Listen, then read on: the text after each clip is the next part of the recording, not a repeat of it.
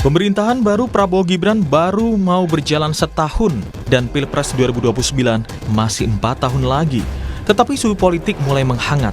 Salah satunya Presiden ke-7 Republik Indonesia Joko Widodo yang mengeluarkan pernyataan dan memerintahkan barisan relawannya mendukung pemerintahan Prabowo Gibran hingga 2 periode. Tapi Jokowi enggan menjawab apakah Prabowo Gibran akan kembali maju di Pilpres 2029.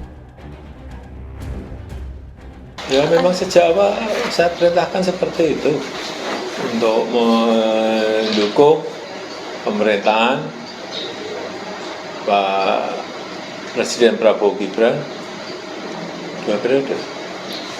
Berarti nanti di 2029 Pak Prabowo dan Mas Gibran akan maju lagi? Saya sampaikan itu ke relawan. Berarti Bapak juga mendukung untuk 2 periode, Pak? Saya sampaikan itu ke relawan.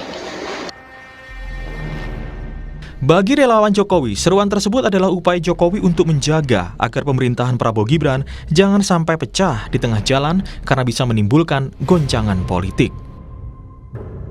Nggak ada yang salah yang disampaikan Pak Jokowi.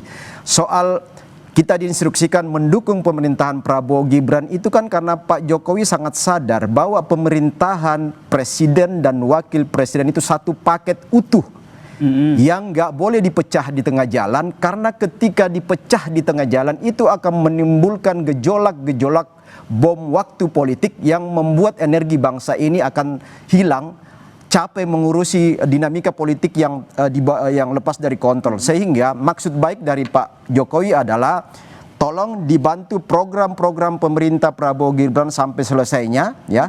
Kalau 2 periode ini kan kita lihat dinamika ke depan. Direktur Eksekutif Carta Politika Yunarto Wijaya menyayangkan pernyataan Jokowi karena masih terkesan berambisi untuk mendukung anaknya dalam lingkaran kekuasaan.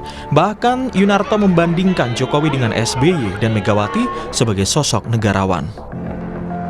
Yang disebutkan oleh Pak Jokowi bukan mendukung pemerintahan Prabowo, tapi pemerintahan Prabowo Gibran 2 periode.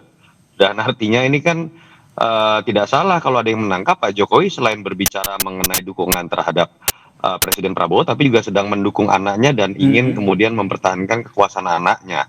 Buat saya menyedihkan, buat seorang mantan presiden yang seharusnya sudah menjadi seorang statesman, negarawan, yang bicaranya kalau kita lihat Pak SBY itu diundang ke luar negeri berbicara mengenai climate change,